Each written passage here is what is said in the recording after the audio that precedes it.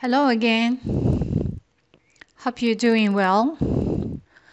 I'm very glad to address you today anew through the video and the PowerPoint presentation that I hopefully hope will be accompanied by an audio lecture.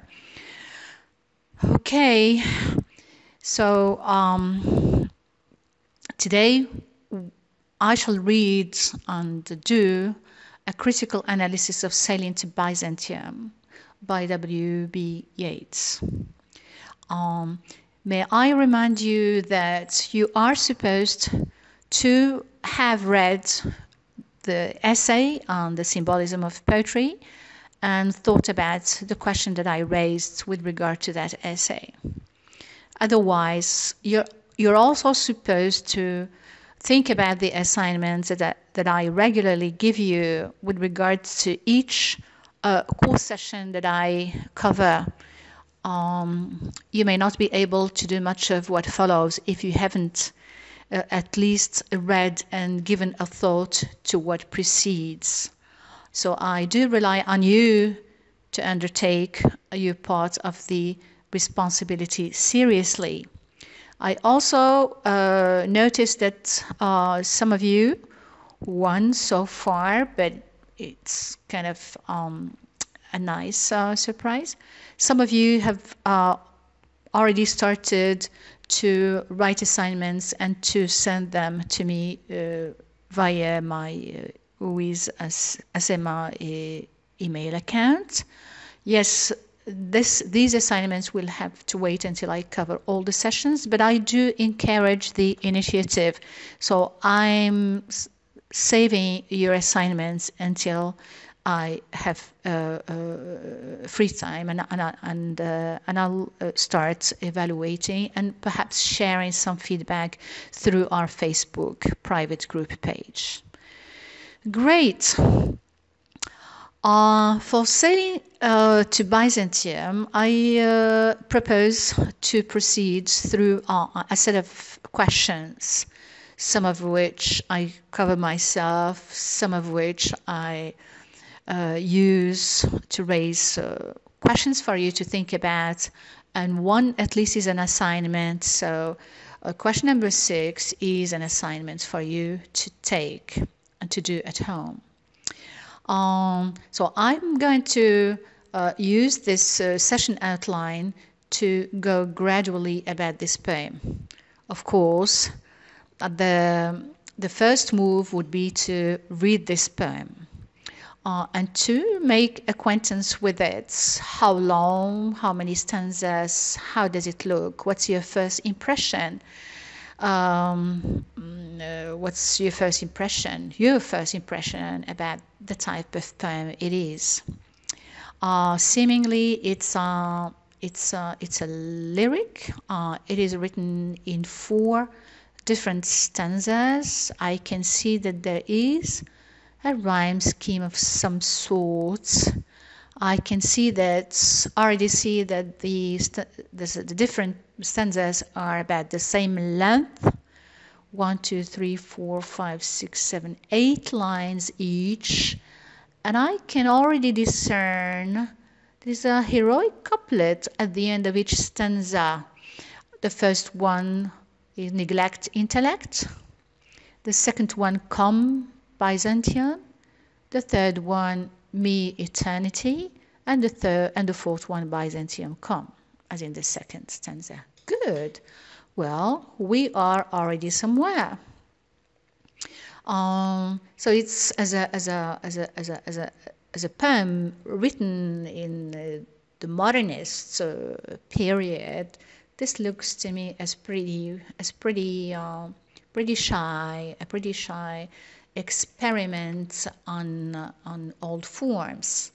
But we shall discover different aspects of this assumption. It's merely an assumption now.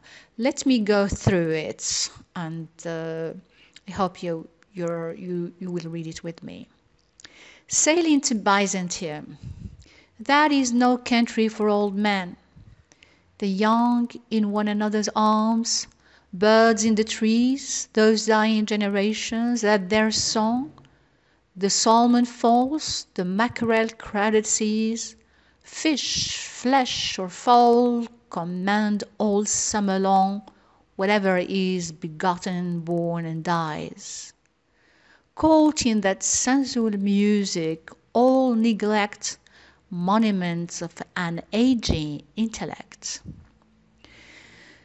An aged man is but a paltry thing, a tattered coat upon a stick, unless soul clap its hands and sing, and louder sing, for every tatter in its mortal dress.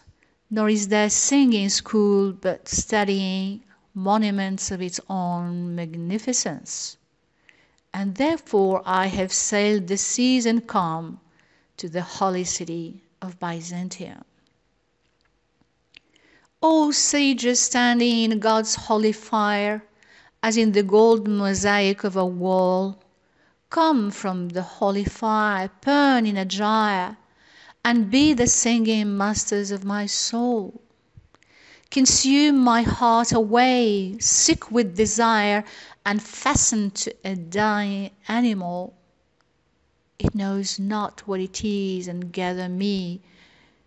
It knows not what it is, and gather me into the artifice of eternity. Once out of nature I shall never take my bodily form from any natural thing, but such a form as Grecian goldsmiths make of hammered gold and gold enameling, to keep a drowsy emperor awake, or set upon a golden bough to sing to lords and ladies of Byzantium of what is past or passing or to come. Right. Let me introduce by in fact mentioning some aspects of Yeats' vision and his theory of art, his modernism, between quote and quotes.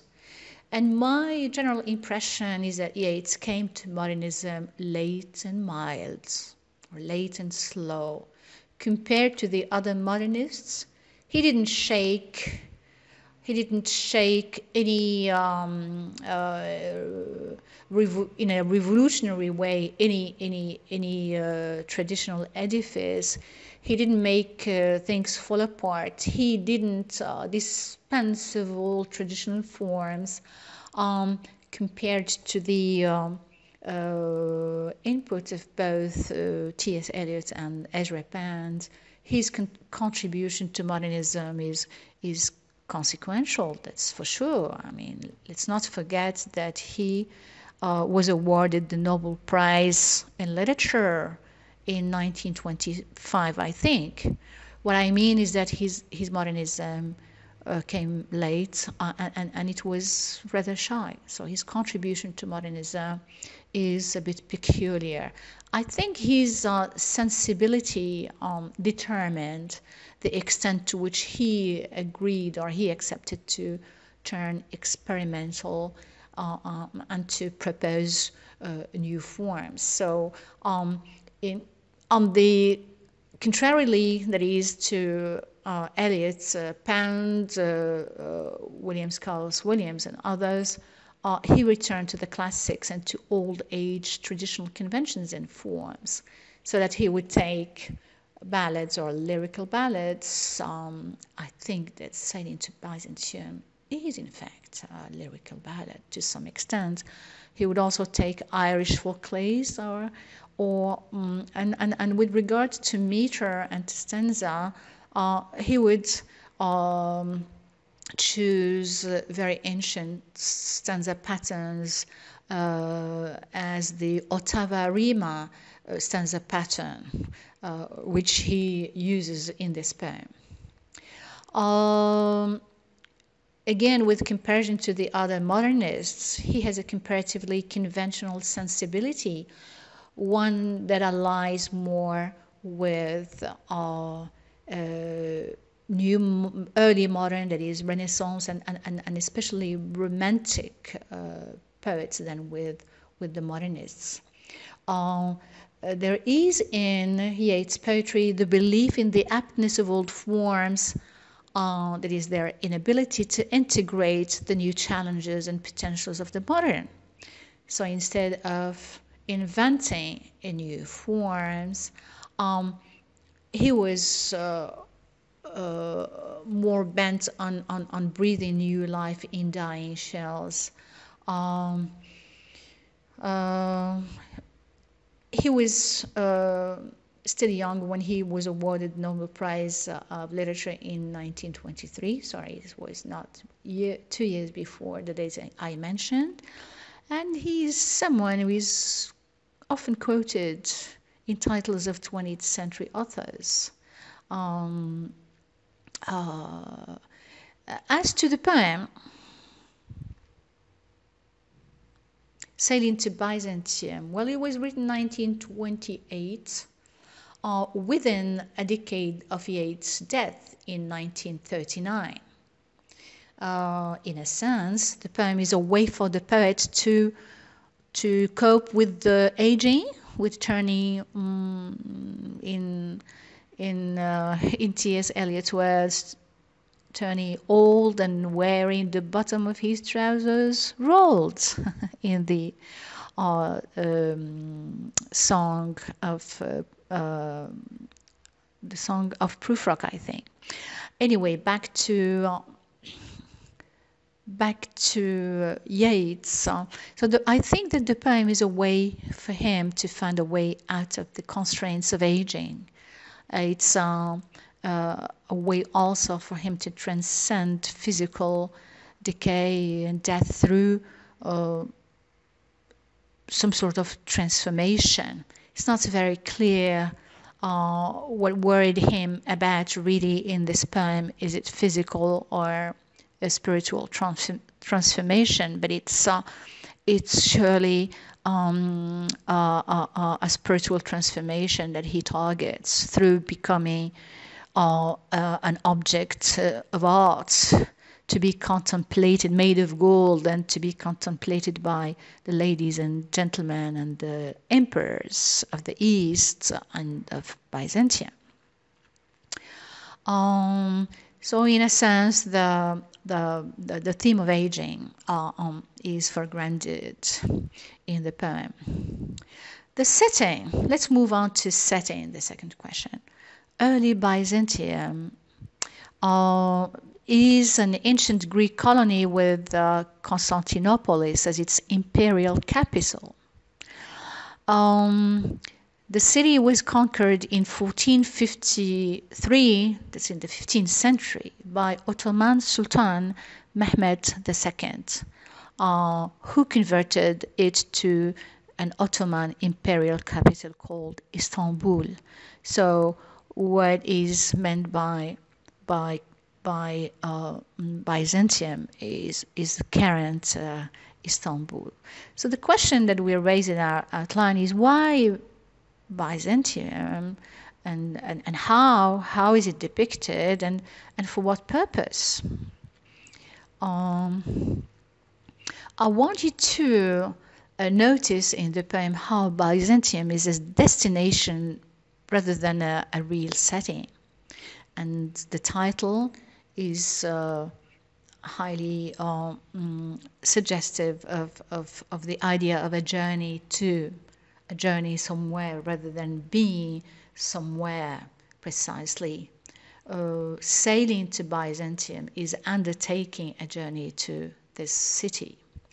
There's very little detail about the city of Byzantium, its streets, its markets, or houses, of the kind we've seen with T.S. Eliot in Morning at the Window, for instance.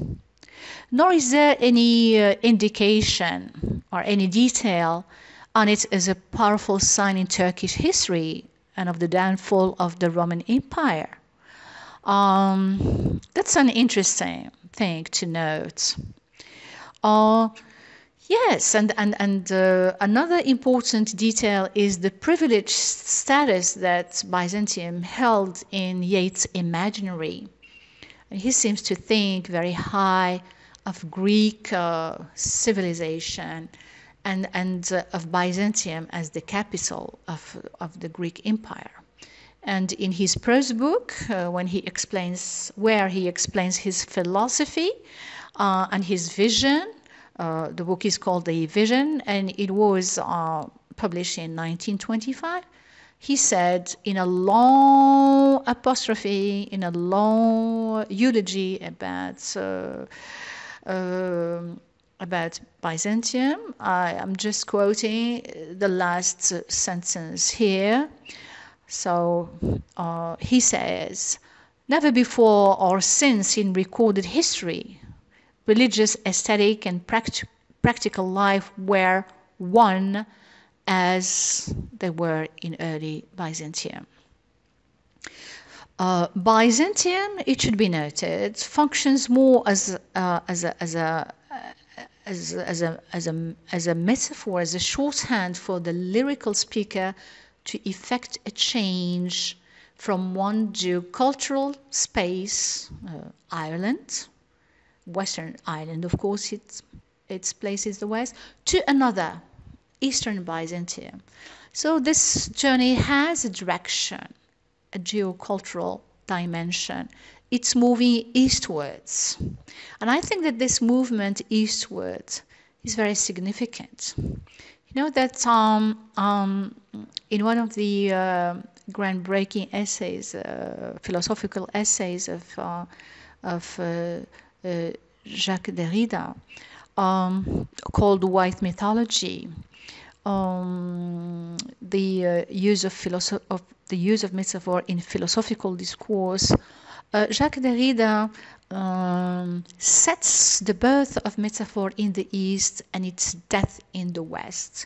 How mythology is created in the East, real mythology, but how by journeying westwards towards Europe and by being, in fact, encompassed by Western theory, becomes white. It becomes white, that is, it loses all its essence, real essence. And I was struck by this movement eastwards and how and what value Yeats seems to attach to it. If Byzantium functions as a shorthand for this geocultural space westwards, I think that it functions also as a setting that records the poet's journey from one type of consciousness to another. And there is reason to think that the journey undertaken is from two different types of music, types of consciousness. It's a journey from the sensual music of Ireland, to another, well, shall we call it a mental or intellectual music or golden music of Byzantium. I think it's one way of calling it. So the eastward destination of the journey is culturally very significant, and what leaps to our mind is an essay like White Mythology by Jacques Derrida, where there is in fact, a setting of the birth of metaphor in the East and its death in the West. Notice also how Ireland is referred to as that country and not this country. So how can that be? Yes, we may assume that Yeats, at the time that the speaker is speaking in the poem, that he's in the middle of his journey, that he is taking the ocean, taking a boat to Byzantium, and that behind him is Ireland, and what is forward is Byzantium, to where he's sailing to. Still, the fact of calling his native Ireland that to me sounds like the deliberate distanciation of the speaker from his native land, and the deliberate journey to an external, to a far-off kingdom, to a far-off destination where there is not as much noise, as much sensual music, as much life in the flesh, as much sex, to a land where the intellect reigns.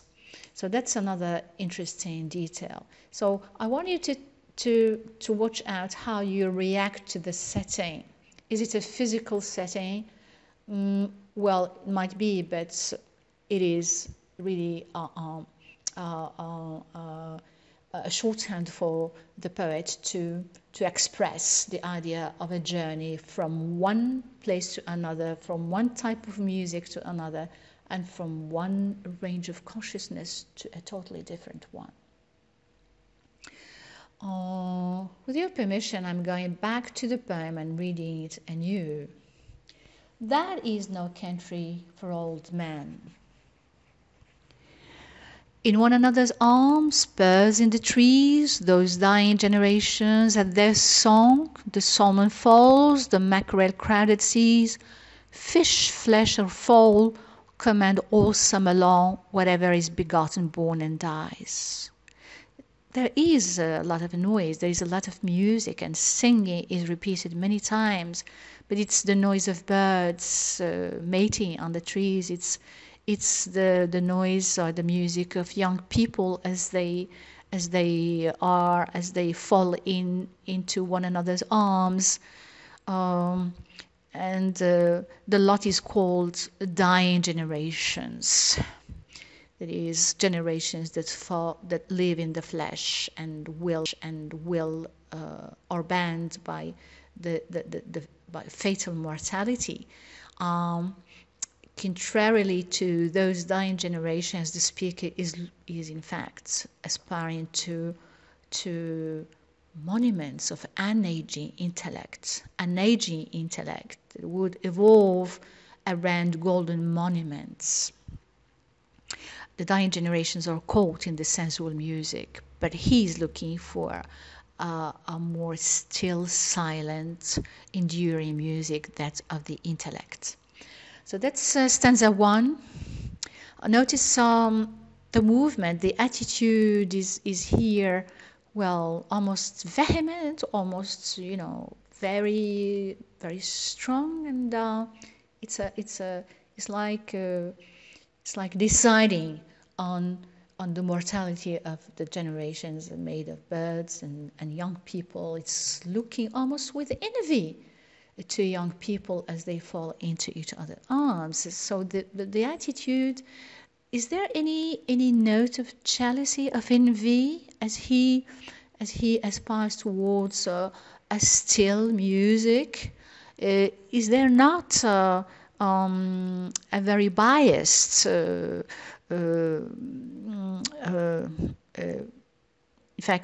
refutation of young age as being just wasted time? Well, we could say that the poet was himself young, and he was caught in the same sensual music, and that there will be a time for the young generations to take their turns and aspire to intellect later on. I mean, the vehement turn of this first stanza is striking. The second stanza: an aged man is but a paltry thing, a tattered coat upon a stick. That's the image of the scarecrow, the stick and the coat on it to frighten the birds away from vegetal life, from crops and so on. An aged man is but a paltry thing, paltry, trivial thing. Not even a person, he's a thing. A tattered coat upon a stick, unless his soul claps its hands and sing, and louder sing for every tatter in its mortal dress. Yes, unless people transcend their tatters, their bubble, their insignificant, life course and life activities in their mortal dress, in their mortal course, to something more noble, to something, it's a different type of song. It is the soul song, it is now the soul singing. So unless we have this music of the soul, then we're totally besides the mark. And louder sing for every tatter in its mortal dress. Nor is there singing school, but studying monuments of its own magnificence. The best is, a paraphrase would be that the best singing school that he knows of is travel and visiting the monuments of empires and contemplating their magnificence, which inspires the soul with a magnificence of its own. And the couplet again. And therefore I have sailed the seas and come to the holy city of Byzantium. Yeah. The next two stanzas are an address. Oh, you sages. Oh, do this and do that. Oh, sages standing in God's holy fire, as in the golden mosaic of a wall. Notice how these prestigious monuments are made of gold. And one of the questions we may raise is why gold particularly? Why this enameling, gold enameling of things? Is Yeats drawn to wealth, to treasure? Is he hinting that he associates old age with maturity and with wealth, with riches? Or does he associate rather the life of the intellect with gold and silver? So, all sages standing in God's holy fire, as in the gold mosaic of a wall, come from the holy fire, burn in a gyre. That's an interesting phrase, isn't it? Burn in a gyre. Burn is the movement that a spinning wheel would make, as in the movement of a thread through bobbin and spool. When you're working threads, through bobbin and spool, it creates a spinning wheel so fast that the spinning is imperceptible to the eye. And it's if you have read the essay by Yeats, you would see that the gyre, that this geometrical shape or object occupies a central role in his vision. That he is fastened to, that he is fatally tied to a dying corpse, dying animal, a dying body with animal instincts, the kind of instincts that produces the sensual music we heard at first. So consume my heart away. I'm sick with desire, I'm sick with longing, with aspirations, with dreams. But as I am tied to this animal instincts of mine, I know not what I am really. So gather me into the artifice of eternity. Find a way to consume me by God's holy fire, and purify me and produce of me a golden bird that will live forever.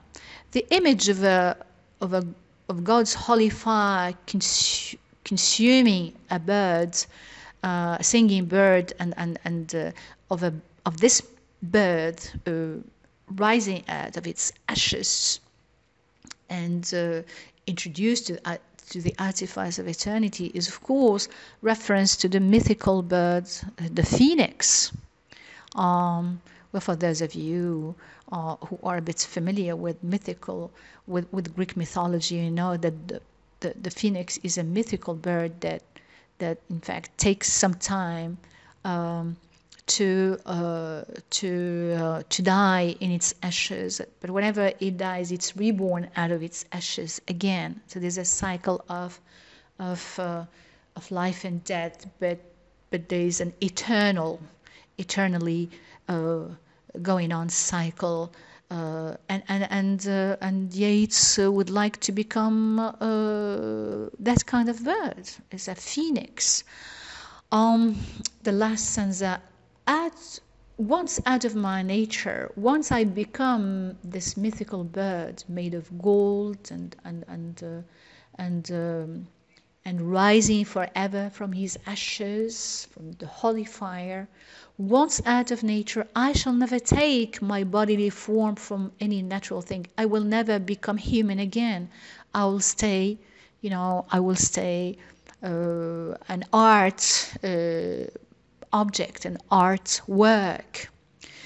But such a form as Grecian goldsmiths make of hammered gold and gold enameling, I will become the product that Grecian goldsmiths will make of hammered gold and gold quoting. So I will be something exceptional, something eternal. I will be that mythical bird that will keep a drowsy emperor awake, or I will sit up a golden bough. I will be on a golden bough, the bough of a tree, to sing to lords and ladies of Byzantium of what is past or passing or to come. I will sing history, I will sing the passage of time, I will sing eternity as it evolves, and I will sing them to a very privileged audience made of ladies and lords and emperors. There's a note of perhaps an unconscious desire for riches and for gold on the part of the speaker, coupled perhaps with a bitterness that emerges from his aging, from his bodily deterioration, and from being now, as he is aging, a paltry thing that nobody notices and nobody speaks to or nobody admires anymore. So this is a devalorization of old age that is quite odd. I mean, it's very difficult to accept it as a truth, but there's certainly a note of bitterness and an envy on the part of the poets. After the second reading of the poem, with some explanation of difficult vocabulary and a paraphrase, I would take you now to the third main question in our outline and to the major themes. But I will consider this in the form of I will raise these themes in the form of questions that you are supposed to think about.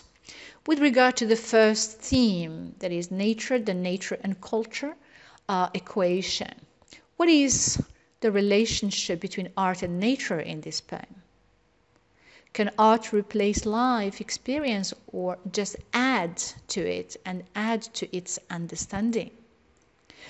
Yes, well, there is a hint, there is an evocation that life in the arts, and there's a suggestion on the part of Yeats that life in the spirit is much better, is much nobler, is much more eternal than life in the body, and that the music of the intellect is higher and greater than the sensual music of the body, of procreation, lovemaking, breeding children, safeguarding the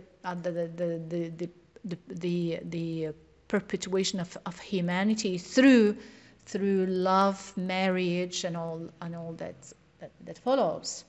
To what extent do you agree with Yeats? I am personally of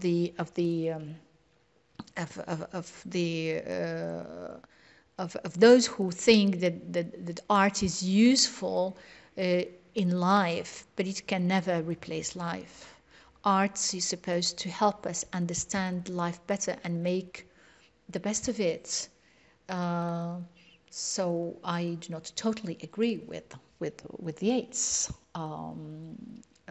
Creation of a substitute art to life. Okay. With regard to the second theme, that is the theme of transformation, the question is, or the two questions are as follows. First question: does the speaker seek his own transformation?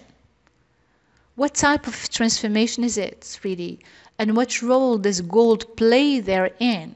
Why is gold important for this transformation?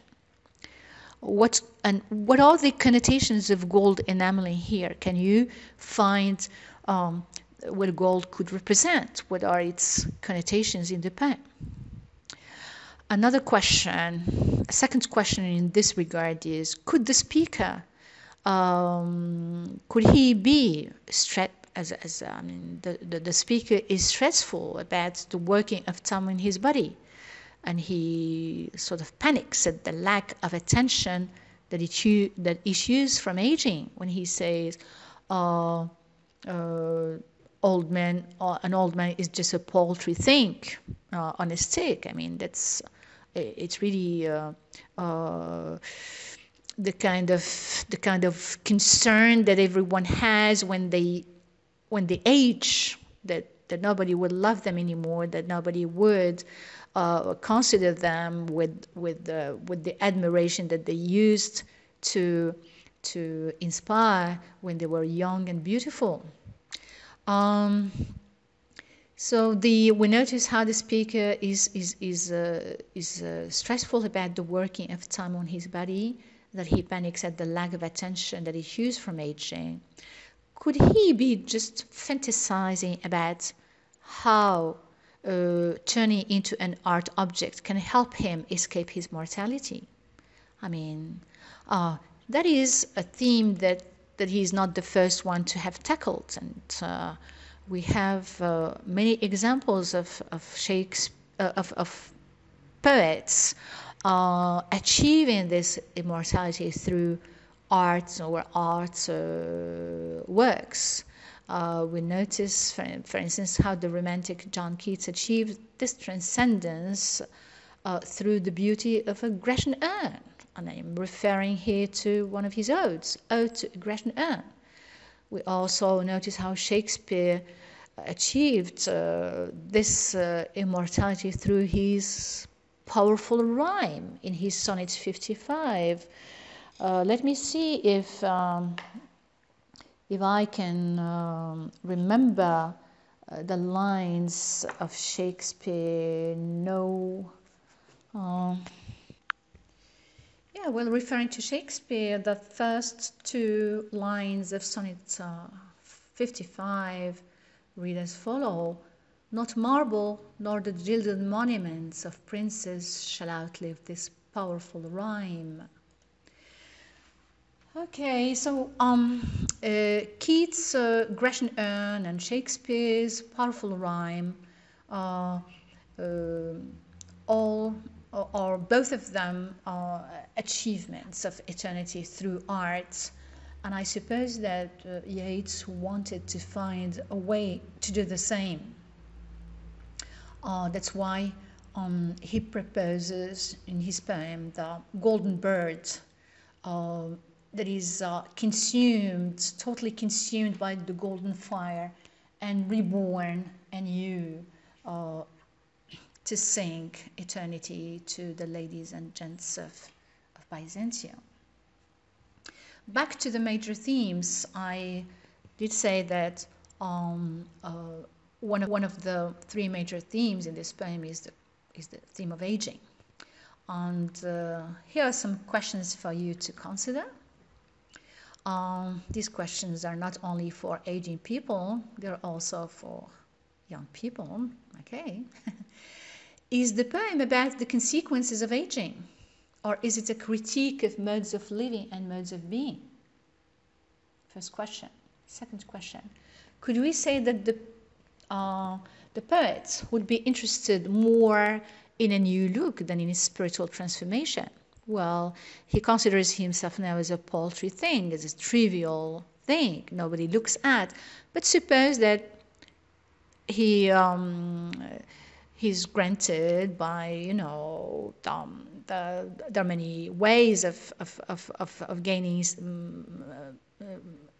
of gaining some youth, even if one is aging. Suppose that he had a new look. Would he be just as much interested in spiritual transformation? That's a bit of a nasty question, but we can think of it, or you would be likely to think of it. The third question: what in his biography evokes as much? I mean, for this note of bitterness at being old, and note of envy, do you think that he is a morose and unhappy, a sad person? We're not talking about the poet, but the person. And the details that we may evoke from his real life, from his biography, or his late marriage to a much younger woman. He was 51 and she was 21. So his marriage to much younger Georgie Hidley. We can also evoke his frustrating and somewhat unreturned love for the beautiful and Irish nationalist Maud Gonne. Or again, his adulation. He was known for his adulation of youthful beauty and his bitterness at the idea of aging. So perhaps that the note of bitterness that we infer from the poem is in part due to his real life as a person. And we are left with the fourth question, and then the fourth till the sixth questions. What poetic devices does Yeats use when we think of aspects of form like meter and rhyme, sound effects, imagery, or tone? Okay. So one of the things we notice in this regard is that the poem is written in iambic pentameter, and you're familiar with this. We talked about it, and you were familiarized with this meter from the 5th semester. Can we say that it's in blank verse and rhymed iambic pentameter? Well, hardly, because there is a rhyme scheme. So what is this rhyme scheme? It's what is called the Octave Arima stanza pattern and its scheme. The poem follows the Octave Arima stanza pattern, which consists of 8 11-syllable lines rhyming A, B, A, B, A, B, C, C. So if you wanted to undertake to do the rhyme scheme of this poem, you will find it rhyming, each stanza rhyming this way: A, B, A, B, a third A, B, and C, C. It's called the Octave Rima stanza pattern. It's made originally of 11-syllable lines. We notice a slight modification on the part of Yeats, who modifies the stanza form by using 10-syllable lines and not 11-syllable lines. But this is hardly noticeable. Anyway, what should be noted is the AB, AB, ABCC rhyme scheme and the Octave rhyme stanza pattern. For what effect is this done? We may ask ourselves. I think that the effect of the CC, the final 2 lines, the effect is somewhat similar to that of Shakespeare's heroic couplets, the heroic couplets that close the Shakespearean quatrain. So you know that the Shakespearean sonnet is made of 3 quatrains and a final couplet or heroic couplet. Well, the last we notice how We notice that Yeats rhymes the last couplet of each stanza almost similarly to Shakespeare's closing couplet. So it's in Shakespeare, and the sonnet being a very discursive, very argumentative verse form, the couplet operates as an epigrammatic summation of the argument developed in the 6 preceding lines. We notice how Yeats does more or less the same. It's a way of, as we said before, it's a way of imbibing old forms with new life. And his modification of the length of syllables from 11 to 10 is perhaps a very shy and timid indication of his willingness to fuse this new life in old forms. As to the imagery, notice the predominance of bird imagery and of singing. Each of these main metaphors, these 2 main metaphors, have a different set of meanings. Notice how the birds are not the same all through the poem.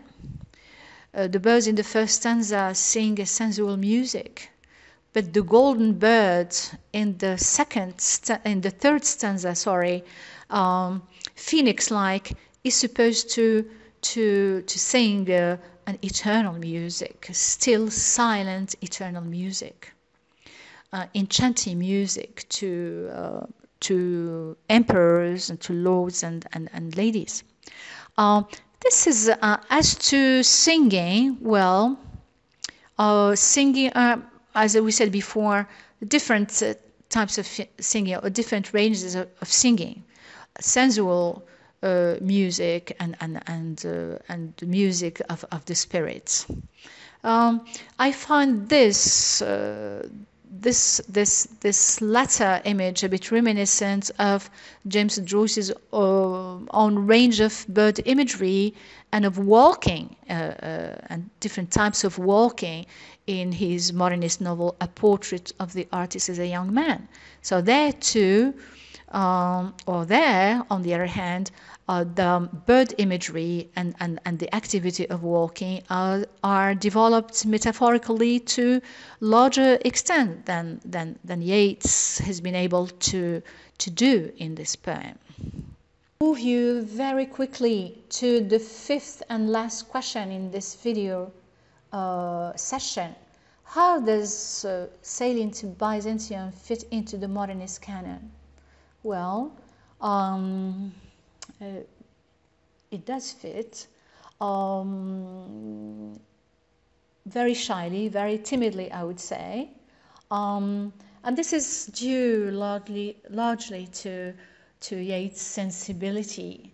I have evidence to think that his artistic sensibility is more romantic than modernist, but that he thought it, not that he's not a great poet. He is a great poet, just as great as T.S. Eliot or in his own way. But I think that his religious beliefs, his mysticism, his belief in the occult and in the Irish mythology has taken some of the energy that he should have poured into form. So, formally speaking, his poems are read as recognizable traditional forms, and then so to the question of to what extent does the poem fit into the modernist canon, I think we can find in Yeats poems that would better represent him as a modern or as a modernist. Thank you for your attention, and see you soon for another video on the second poem, The Second Coming. Bye.